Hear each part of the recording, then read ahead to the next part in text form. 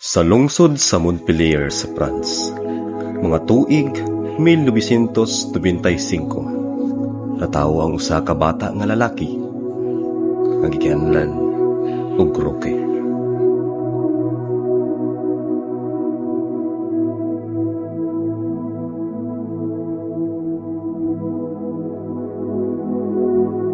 Gikan siya sa usa ka nuganong pamilya, puno sa bahandi ug dungog.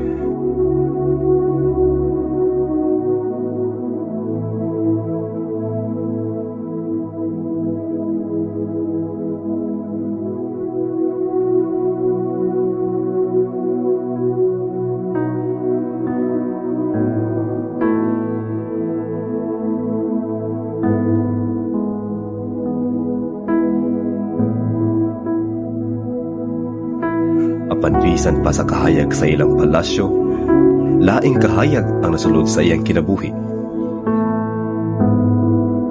Ang kahayag sa pagtuo o pagpaubos.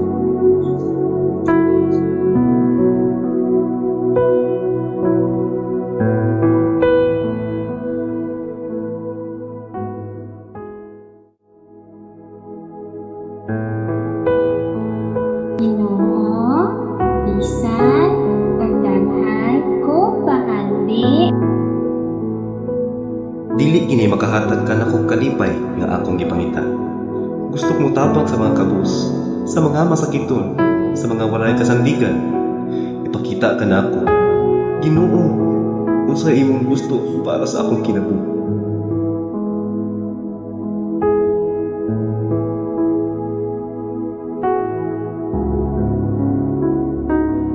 Hubad ang iyang pagtuo sa maayong buhat. Sa dihang namatay ang iyang mga ginikanan, wala niya gamita ang ilang bahandi sa kalipay, kundili gibahin-bahin niya kini sa mga nanginahanglan. Sa walay pagduha-duha, siya bibulag sa ilang pulianan, aron magsugod sa iyang pagpanaw sa Espanya ug Italya, isip usa kay peregrino sa Ginoo.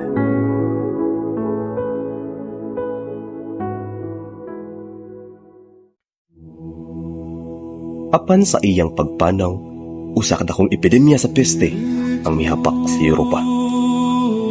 Ang mga lungsod na puno sa kahadlok, kasakit ug kamatayon. Descende super me,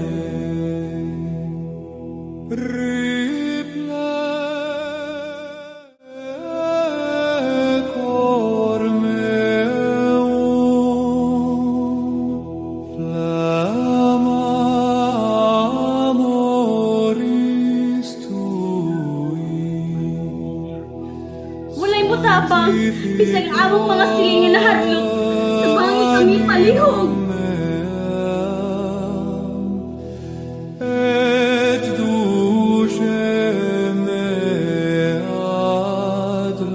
Ayaw ka mo kabalaka, wala ko nahadlok. Kay ang Ginoo, kanunay mga uban kanato.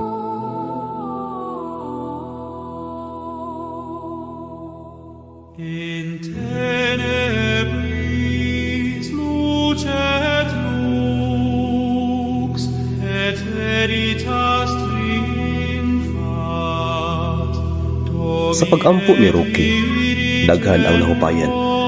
Ang uban na ayo, misidlak ang ilang paglaom sa kasaba sa kahadlok.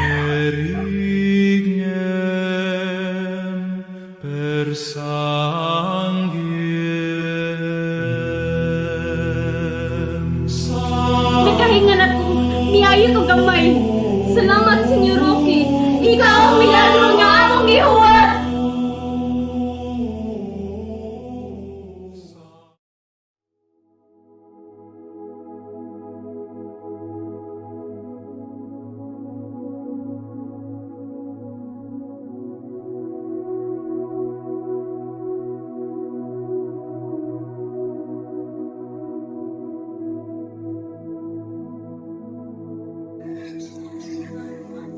Apan samtang nagtambal siya, si Roque mismo nataptan sa peste.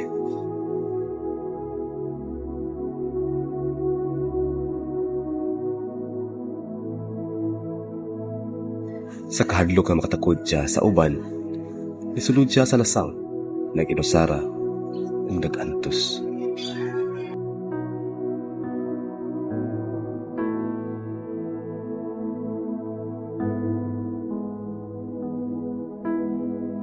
Ginoo, kung mao kini ang imong kabubuton, dawaton ko, apan ayaw ako kalimti.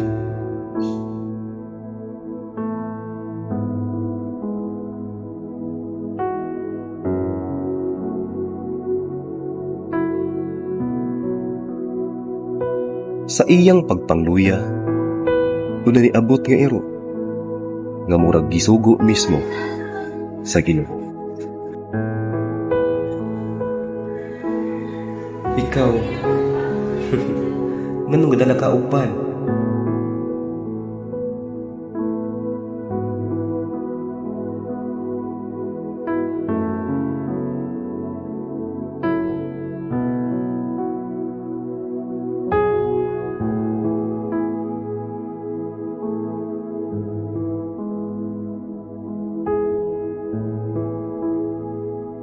Salamat, Ginoo.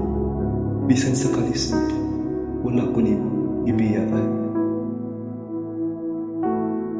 Adlaw-adlaw ang iro mo balik uban sa pagkaon o kahupayan. Iniining paagiha, nakaayo si Roque sa hinay-hinay.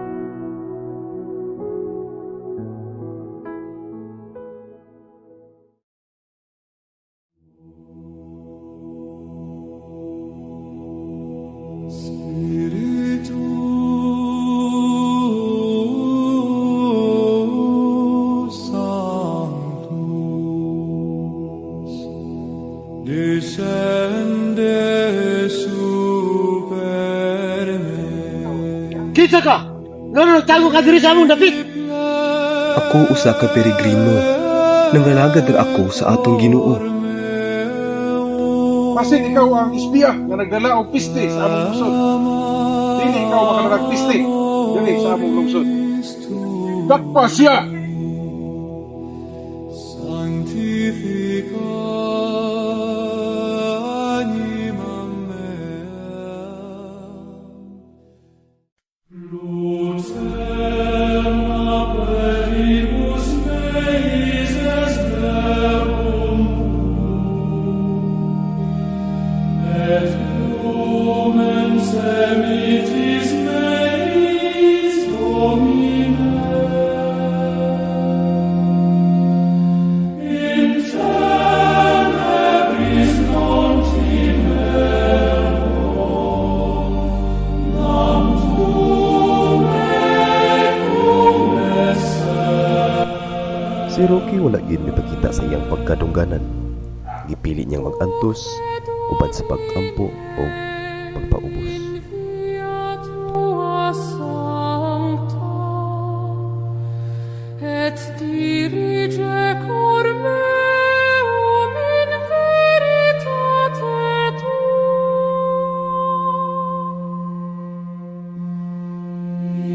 Illumina oculos meos, neum dormiam in morte, fiat lux tua lumen aeterno.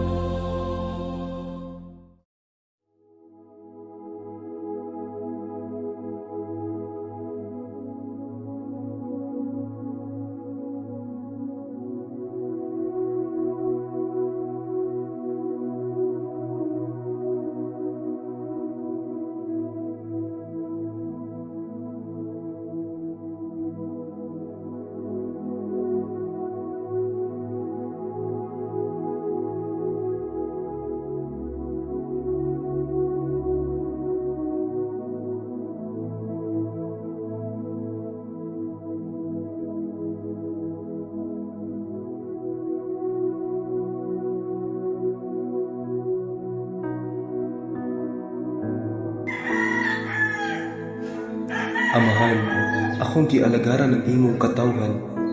Kung panahon na, dawata ako uban sa iyong gugma.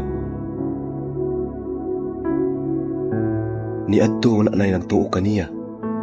Ug sa iyang katapusang gininhawa, usa ka milagro ang mitunga.